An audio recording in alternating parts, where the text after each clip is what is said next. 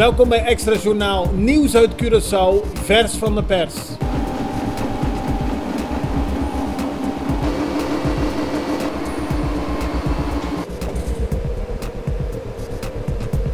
En dit is het nieuws van vandaag. De jonge generatie artsen met Caribische roots zit klem in Nederland. Daarnaast is er een mismatch in vraag en aanbod van zorgprofessionals vanuit Nederland naar de eilanden Alhier, Curaçao, Aruba, Bonaire, Sint Maarten, Saba en Sint Eustatius. Dat bleek afgelopen zaterdag op de Care Caribbean Meetup in Den Haag. Die werd bezocht door ongeveer 120 zorgprofessionals. Ze willen over het algemeen wel graag terug naar hun geboorteeiland, maar er is een blokkade voor hun terugkomst. En daarmee zitten ze vast in Nederland. Tijdens de bijeenkomst werd gevraagd om oplossingen. Onder meer staatssecretaris Paul Blokhuis uit Nederland was daarbij aanwezig. Volgens Francis de Lanoy, rector magnificus van de Curaçaose Universiteit, moeten we ons onderwijs dekoloniseren. Hij bedoelt daarmee dat we nog steeds een situatie hebben waarbij de beste geesten, slimme mensen elk jaar met het vliegtuig naar het buitenland gaan en maar weinig terugkomen. Hij stelt ook vragen bij het sluiten van verschillende verdragen met andere internationale universiteiten, zoals onlangs door de regering is gedaan. De Lanoy weet dat het probleem al lang bestaat, maar wil nu daadwerkelijk het probleem aanpakken. 2 mannen van 22 jaar oud hebben afgelopen zaterdag zichzelf aangegeven bij het politiebureau in Rio Canario. Ze werden direct in de boeien geslagen. Het tweetal had vorige week in de nacht van maandag op dinsdag ruzie met de politie gekregen. Daarbij hebben ze 2 agenten geslagen en zijn toen weggevlucht. Na de 2 werd de afgelopen dagen flink gezocht door de politie, maar ze waren ondergedoken en nu zijn ze dus weer terecht. Ze hebben zichzelf aangegeven omdat ze dachten dat ze uiteindelijk toch wel aangetroffen zouden worden door de politie. Een huis in de wijk Scherpenheuvel is afgelopen weekend volledig uitgebrand. Het huis was voor de helft uit hout en de helft uit blokken opgetrokken, maar het is volledig verbrand.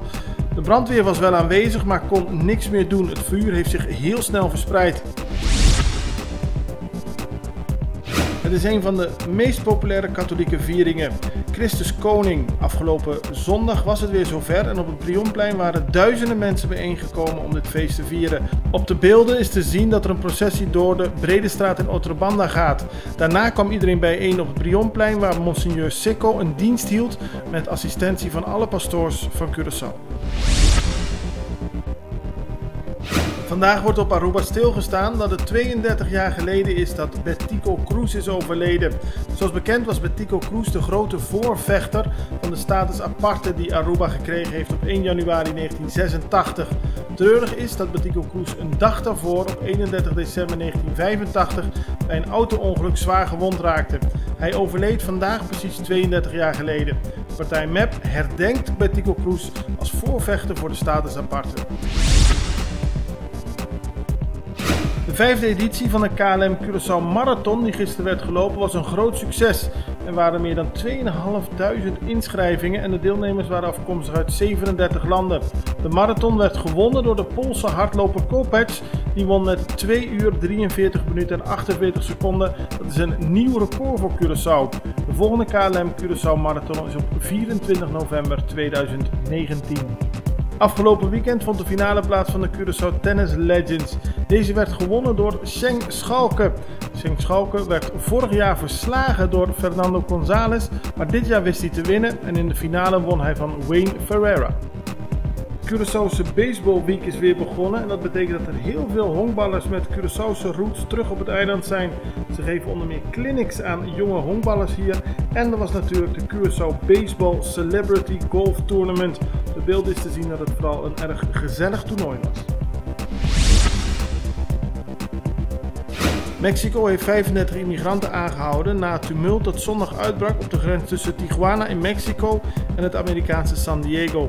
De aangehouden migranten worden vermoedelijk overgedragen aan de immigratiedienst. Het gaat om 29 mannen en 6 vrouwen die allemaal Hondurezen zouden zijn. Aan de Mexicaanse zijde van de grens probeerden ongeveer 500 migranten de noordelijke grens van Mexico over te steken. Ze bestormden de metalen muur die nog steeds op Mexicaans grondgebied voor de Amerikaanse grensmuur staat. De Mexicaanse politie probeerde dat te verhinderen.